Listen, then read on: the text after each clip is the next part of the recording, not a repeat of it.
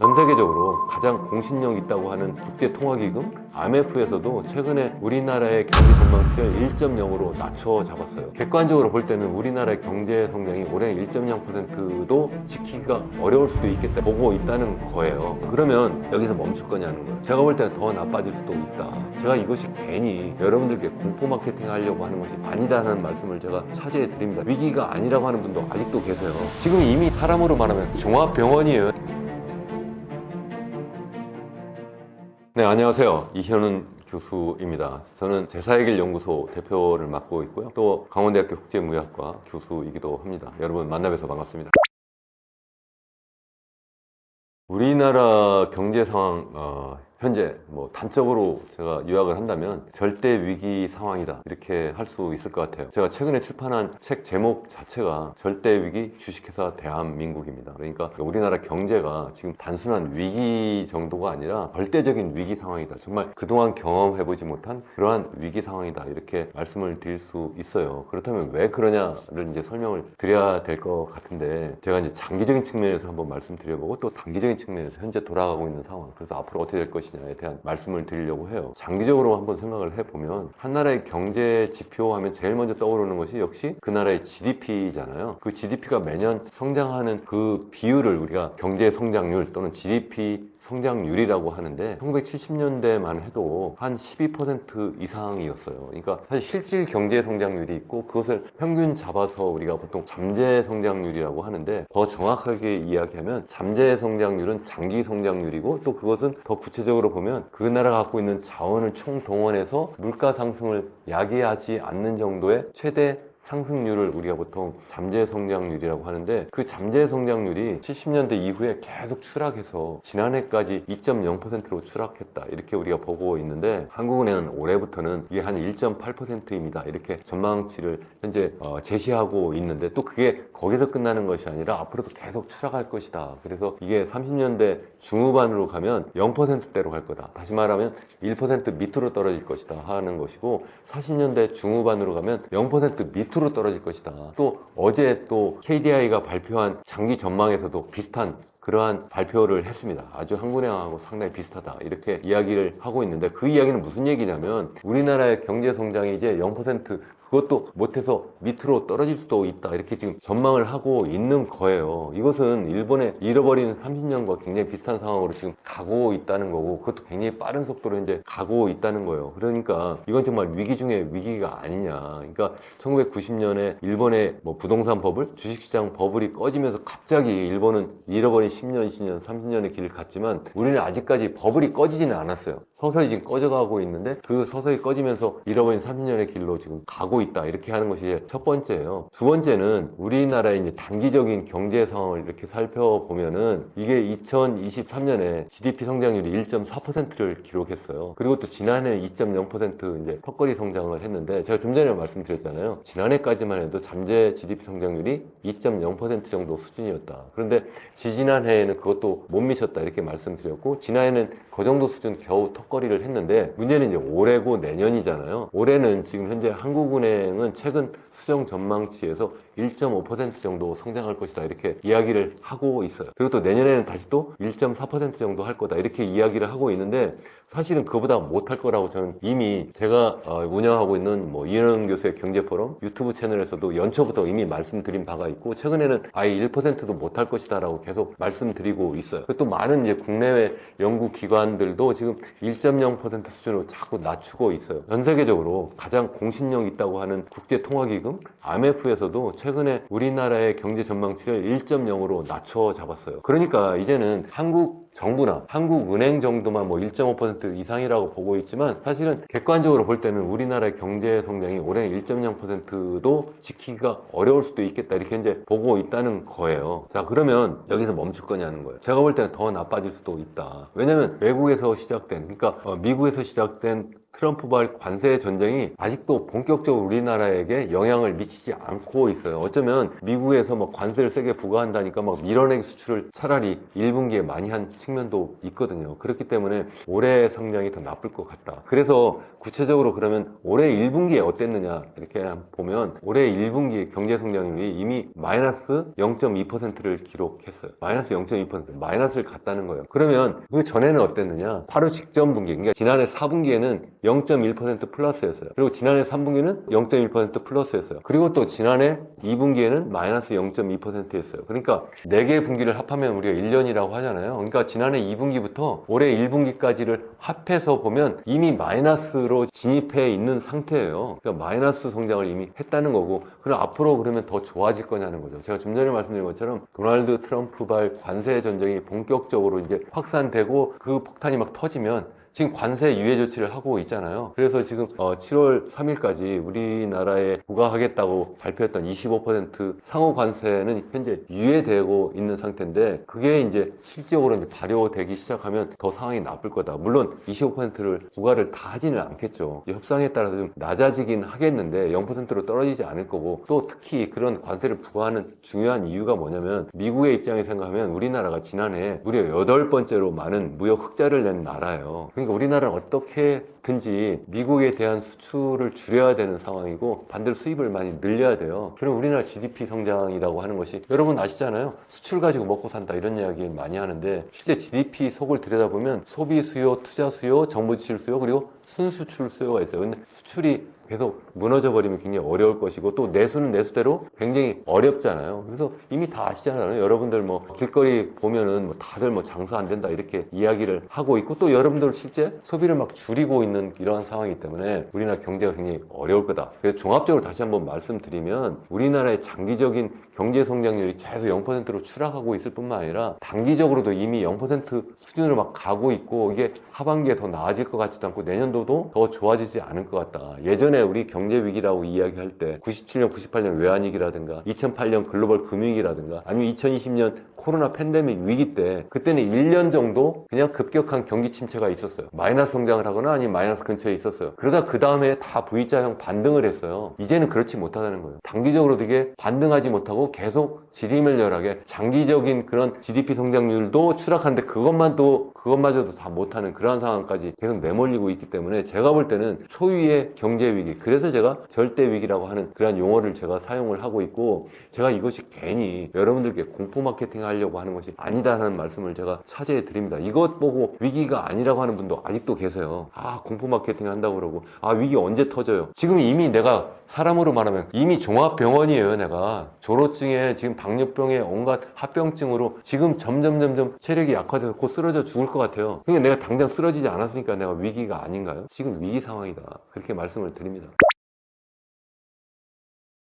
최근에 이제 우리나라의 원화 가치가 이제 달러에 비해서 이제 급등했다 이렇게 많이 이제 뉴스를 통해서 여러분들이 알고 계실 텐데, 그 이야기는 이제 환율로 이야기하면 이제 두 가지로 이제 생각을 해볼 수 있어요. 하나는 이제 우리나라 통화를 기준으로 상대국 통화를 얼마나 살 수 있느냐 이렇게 볼 수도 있고, 반대로 이제 외국 통화를 기준으로 우리나라 원화를 얼마나 살 수 있느냐 이렇게 나눠볼 수가 있는데, 우리나라 같은 경우는 일반적으로 미국 달러 1달러 기준 우리나라 원화가 얼마냐 이렇게 이제 비교를 하잖아요. 그래서 1달러당 한때는 막 한 1,500원까지 막 육박을 한다 이렇게 해서 이거 큰일 났다, 잘못하면 외환위기와 같이 비슷하게 계속 올라가서 1,000원 선까지 가는 거 아니냐 이렇게 걱정까지 했었는데, 그게 정반대 현상이 막 최근에 나타났어요. 그 이야기는 무슨 얘기냐면, 한때는 이게 1,450원을 넘어서 1,470원까지 막 가고 곧 1,500원까지 갈 수 있었는데, 이게 1,400원 밑으로 이렇게 막 떨어졌다는 거죠. 그렇게 된 중요한 이유가 중국과 미국과 중국 간의 이런 관세 전쟁이 막 본격화되면서 사람들이 막 불안해하면서 좀 환율이 막 요동을 쳤었는데, 이제 정반대로 이제 미국과 이제 중국 간의 그런 관세 협상이 본격적으로 이제 벌어지면서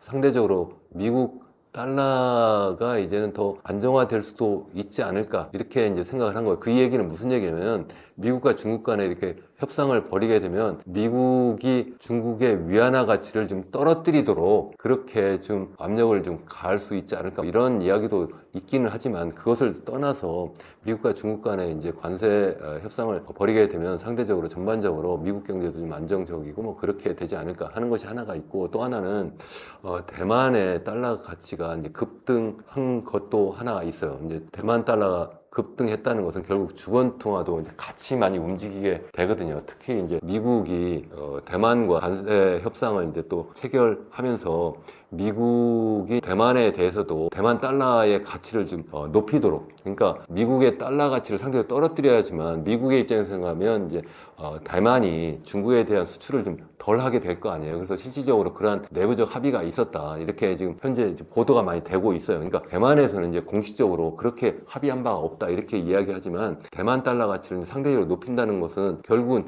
주변국 통화도 결국은 그런 비슷한 협상을 통해서 높이게 되는 것이 아니냐. 그러니까 가치를 높인다는 것은, 다시 이야기하자면 우리나라의 경우에는 대미달러 환율은 급락하는 거예요. 그러니까 제가 좀 전에 중국 이야기도 했죠. 중국도 마찬가지로 중국 위안화 가치도 막 높인대더라. 거기다가 타이완 달러 가치도 지금 결국은 그러한 보도 때문에 지금 높여지는 그런 상황으로 가니까 우리나라 원화도 비슷하게 가치가 좀 높아지고 있다, 뭐 그렇게 볼 수가 있는 거죠.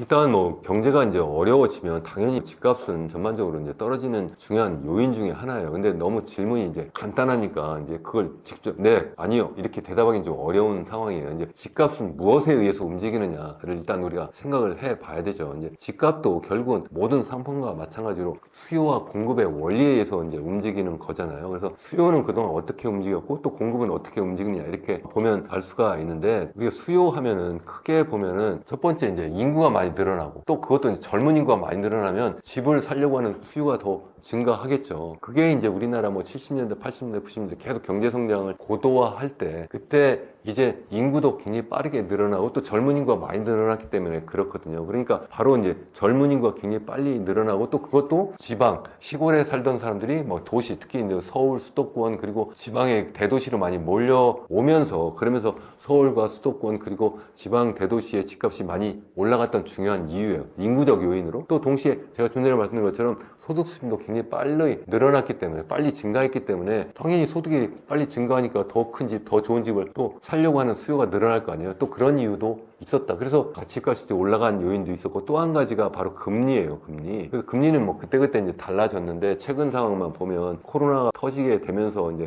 금리를 거의 0% 수준까지 급격히 낮췄잖아요. 기존 금리를 0.5%까지 이렇게 낮췄는데, 그러면서 이 유동성이 엄청나게 시중이 막 풀려버린 거예요. 싸게 그러니까 돈을 빌려서 집 살 수 있는 그러한 상황이 좀 됐던 거죠. 어쨌든 그러한 이제 세 가지 요인이 있는데, 최근 상황이 어떠냐는 거죠. 최근 상황 보면 일단 인구가 지금 고령화되고, 그러면서 또 저출산이고 이러면서 전반적인 전체 인구는 줄어들고 있어요. 우리나라 전체 인구가 매년 지금 한 12만 명씩 감소하고 있고, 특히 젊은 인구는 매년 한 30만 명씩 감소하고 있어요. 특히 서울 같은 경우에도, 특히 이제 전체 서울 인구 계속 줄고 있잖아요. 다만 수도권 전체를 보면 늘고 있죠. 주로 경기도 인구가 좀 늘고 있는데, 특히 서울 같은 경우에는 이 전체 인구가 좀 줄고 있을 뿐만 아니라 이 가구 수도 좀 줄고 있어요. 특히 이제 젊은 인구가 계속 줄어들고 있고, 또 나이 드신 분이 상대적으로 더 인구가 자꾸 더 늘어나고 있는 그러한 상황이기 때문에, 그 인구적 요인으로만 보면 서울 수도권도, 서울 같은 경우에도 집값이 올라가기 좀 어려운 상황이고, 두 번째 이제 소득인데, 소득도 지금 제가 앞서 말씀드린 것처럼 우리나라 GDP 잠재력이 계속 추락하고 있기 때문에 이것도 결국 그 수요를 키우는 요인이 아니라 도리어 수요를 좀 줄이는 중요한 요인이다, 이렇게 볼 수가 있는 거고, 마지막으로 이제 금리인데, 금리는 그동안 이제 코로나 팬데믹 때 많이 떨어뜨렸기 때문에 한때 이제 굉장히 수요가 늘어났다가, 그러다가 이제 인플레이션이 막 발발하면서 이제 한국은행이 기준금리를 많이 높였잖아요. 그래서 이걸 계속 빠르게 높여서 한때는 이게 3.5%까지 이렇게 막 높였다가 최근에 이제 2.75까지 이렇게 낮추었는데, 앞으로도 좀 낮추긴 낮출 거예요. 낮추긴 낮추는데, 그렇다고 예전처럼 막 0% 수준으로 낮추지는 못할 거다. 이제 저는 그렇게 보는 중요한 이유가, 이게 전반적인 물가를 불안하게 만들 뿐만 아니라 우리나라 집값이 이미 너무 많이 높아졌고, 또 가계부채도 지금 너무 많다고 하는 일반적인 평가를 이미 정부도 하고 있고 한국은행도 하고 있고 또 저 같은 경제학자도 그렇게 하고 있어서 이게 지속 가능하지 못하다 이렇게 보고 있어요. 그래서 계속해서 이렇게 금리를 낮추는데 굉장히 부담 요인이다 이렇게 이제 말씀을 드릴 수 있어요. 다시 말씀드리면 예전에 수요를 계속 늘려갈 수 있었던 그러한 요인들이 이제는 그렇지 못하다는 이야기예요. 그 얘기는 뭐냐면 이게 이제 공급 측으로 이제 돌아가서 이제 공급을 보면 최근에 이제 사람들이 뭐 그 새집 공급 그러니까 신규 아파트 분양이 잘 이루어지지 않는다 뭐 그 이야기는 무슨 이야기냐면 신규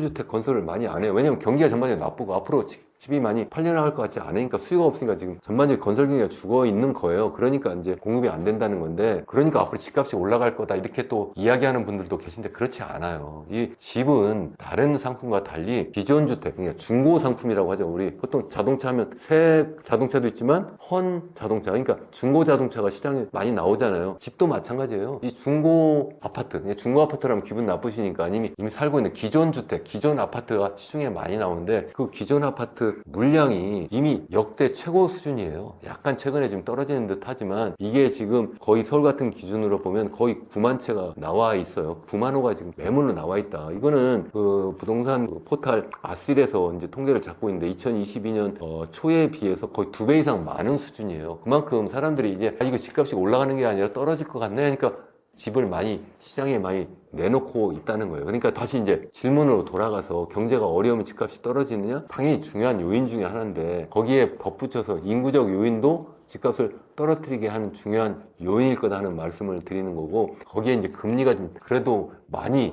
0% 떨어지면 집값을 떨어뜨리는데 좀 어느 정도 하방에서 이제 좀 막아주는 요인이 될 수 있는데 그렇지 못할 거라는 이야기고 더군다나 그것이 이제 공급 측과 연결이 돼가지고 사실 수요에 영향을 주는 인구적 요인이라든가 아니면 소득 요인이 사실 이 공급과도 맞물려 있어요. 특히 이제 기존 주택의 공급, 특히 이 금리도 마찬가지고요. 그래서 이러한 요인들이 다 또 이 기존 주택의 공급을 늘리는 중요한 요인이기 때문에 제가 볼 때는 전반적으로 이미 전국적으로는 집값이 전반적으로 지금 하향 추세에 있잖아요. 이제 수도권, 특히 이제 서울 같은 경우에는 최근에 이제 토지거래 허가 구역을 잠깐 풀었다가 다시 또 막는 과정에서 집값이 잠깐 뛰어오르는 측면이 있었는데 그게 장기적으로 그렇게 되지 못할 것 같다. 완전 그렇게 생각을 하고요. 그래서 당연히 내 집 마련이 가능할 수도 있는데 지금 당장은 아니다. 이렇게 말씀을 드려요. 특히 이게 2017년 이후에 현재 서울 같은 경우에 집값이 한 3배 정도 이렇게 올라 있는 상태예요. 3배 정도 올랐다는 것은 너무 많이 오른 상태고 이미 거품이 많이 끼어 있다는 여러 가지 증거가 있는데 그 중에 하나가 뭐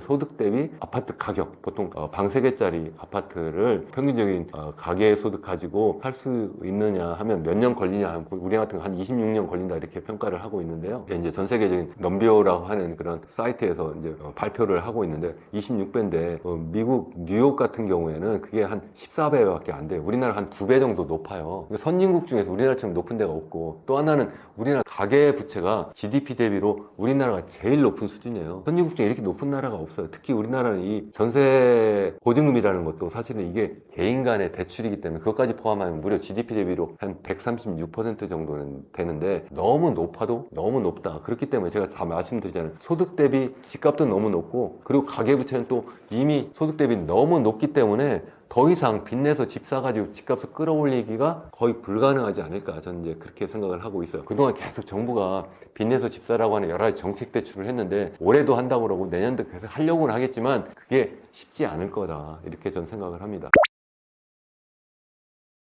글쎄 뭐 금융위기가 100%다. 저는 뭐 거기에 그렇게 동의하지는 않아요. 이제 금융이라고 하는 것은 우리 일반적으로 생각하는 것이 외환위기다. 뭐 이렇게도 생각을 하기도 하는데 외환위기, 금융위기가 좀 달라요. 외환위기는 이제 외국에서 이제 들어온 투자 자금 아니면 외국에서 빌려온 돈이 갑자기 이제 빠져나가게 되는데 그걸 우리가 달러로 바꿔주지 못하는 상황이 이제 보통 외환위기라고 하거든요. 그런 경우에 이제 이 환율이 막 발작을 해요. 환율이 같이 막 튀어오르고 이런 상황이 돼버리는데 금융위기는 그런 거보다는 이제 보통 내부적인 우리나라 거래에 있어서 이제 금융기관들이 이제 막 부도 상황으로 막 벌어지는 거죠. 실제 이제 그런 상황이 나타날 수 있는 거는 우리나라의 부동산 가격이 막 급락해버리면, 완전 가격이 이제 폭락해버리면 그런 상황이 될 수도 있어요. 근데 그렇게 되지 않도록 정부가 막 적극적으로 아마 경기 부양을 하려고 할 거예요. 특히 이제 부동산 경기 부양을 할 거라고 생각을 해서 그렇게까지는 되지 않는데 다만 제가 말씀드리잖아요. 이게 갑자기 꺼지는 것도 물론 굉장히 심각한 위기지만 그게 아니라 계속해서 추락하는 것이 더 큰 위기일 수도 있다. 이게 1년, 3년으로 그냥 계속 가는 거예요. 이게, 그러니까 제가 좀 전에 말씀드린 것처럼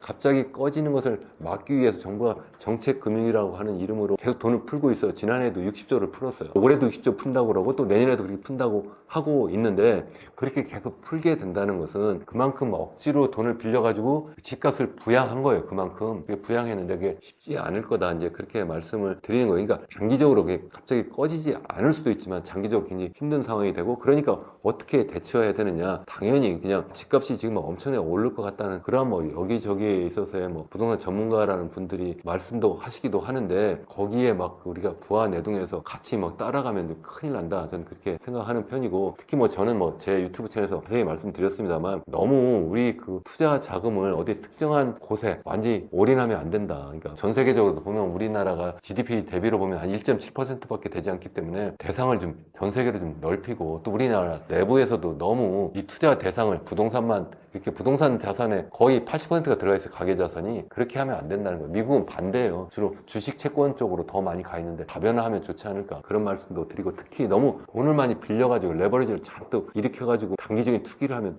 또 큰일 난다, 이런 말씀도 드립니다. 차제에 또 뿐만 아니라 저 같은 이런 말씀을 듣는 건 넘어서 좀 많이 좀 스스로 공부를 해서 스스로 판단을 좀 하면 좋겠다, 그런 생각을 좀 해봅니다.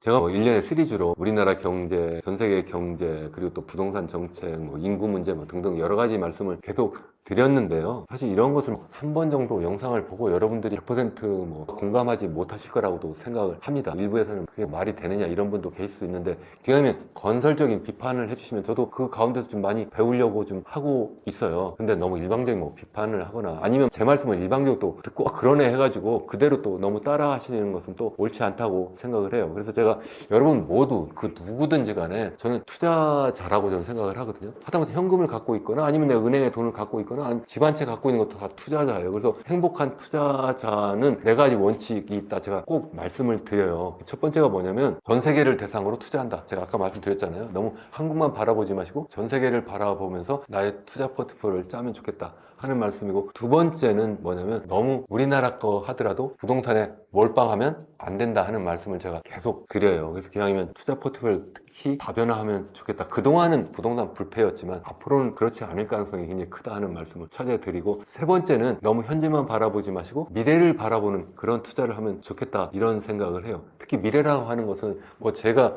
여기 지금 옆에 보이고 있습니다만 절대위기 주식회사 대한민국 바로 직전에 나온 책은 또 예정된 미래라고 하는 그런 책이 있어요. 거기에서 우리 인류가, 우리나라뿐만 아니라 전 세계 인류가 지금 네 가지 거대한 변혁을 하고 있다, 이렇게 말씀을 드리고 있는데, 디지털 사회로 전환한다든가 아니면 고령 사회로 전환한다든가, 이 두 개와 맞물려서 이제 불평등 사회가 아니라 완전히 양극화 사회로 완전히 전환하고 있다든가, 그리고 마지막으로 기후위기를 겪고 있습니다, 뭐 이런 이야기를 하면서, 그래서 어떻게 살아야 됩니까? 그에 대한 제 답을 말씀드리고 있는데, 그러한 영상을 또 여러 곳에서 말씀드리고 이 책에서도 또 요약해서도 말씀을 드리고 있는데, 제가 이런 말씀을 길게 드리는 이유는 투자자의 입장에서도 보면 좀 미래 투자, 특히 이 디지털 사회로 전환하니까 그와 관련한 미래 투자를 좀 많이 하시면 좋지 않을까 생각을 합니다. 그렇게 하다 보니까 미국 투자, 그래 미국은 전 세계 GDP의 25% 차지하지만 사실은 전 세계 미래를 만드는 그러한 어떤 주도라고 생각하면 거의 절반 이상을 다 미국이 하고 있는 거예요. 그래서 미국의 테크 기업이라고 많이 하잖아요. 뭐 매그니피선트 세븐이라고도 하고, 그런 기업에 좀 관심을 갖는 것도 굉장히 좋지 않을까. 난 그런 기업을 잘 모른다 그러면 어떤 ETF, 그런 지수 추종하는 그런 투자도 하셔도 좋지 않을까, 이렇게 생각을 하고, 그것도 그냥 단기적으로 하는 것이 아니라 계속 말씀드린 것처럼 좀 정기식으로 이렇게 좀 투자를 하면 좋지 않을까. 또 특히 요즘에 이야기하는 암호화폐, 특히 그중에서 비트코인과 같은 그런 투자도 여러분들 관심을 가지면 좋지 않을까, 이런 생각도 좀 해보고, 또 마지막으로 제가 계속 말씀드리지만 여러 가지, 세 가지 말씀드렸는데, 마지막으로 그 누구 말도 그대로 믿지 마시고 기왕이면 스스로 자기에게 투자를 좀 해서 공부를 좀 하셔라. 그 공부한다는 거는 기왕이면 누가 뭐 이렇게 하니까 그만 싹 가가지고 그냥 따라 하시면 절대 안 되고, 아니면 반대로 막 욕만 하지 마시고 실제 스스로 공부를 해서 스스로 판단하면 좋겠다. 그래서 제가 뭐 외람된 말씀이지만 여기에 있는 이런 책을 좀 읽어보시면 전 세계가 지금 어떻게 돌아가고 있고 또 우리나라는 현재 어떻게 돌아가고 있고, 그래서 우리가 어떻게 대응을 해야 되는지 국가적인 차원에서, 그리고 또 기업 차원에서, 또 개인은 어떻게 해야 되는지 그런 말씀을 드리고 있는데, 종합적으로 한번 이런 책도 좀 읽어봐 주시고 좀 판단하시면 좋지 않을까, 이런 생각을 좀 마지막으로 해봅니다. 여러분 끝까지 이렇게 시청해 주셔서 감사합니다.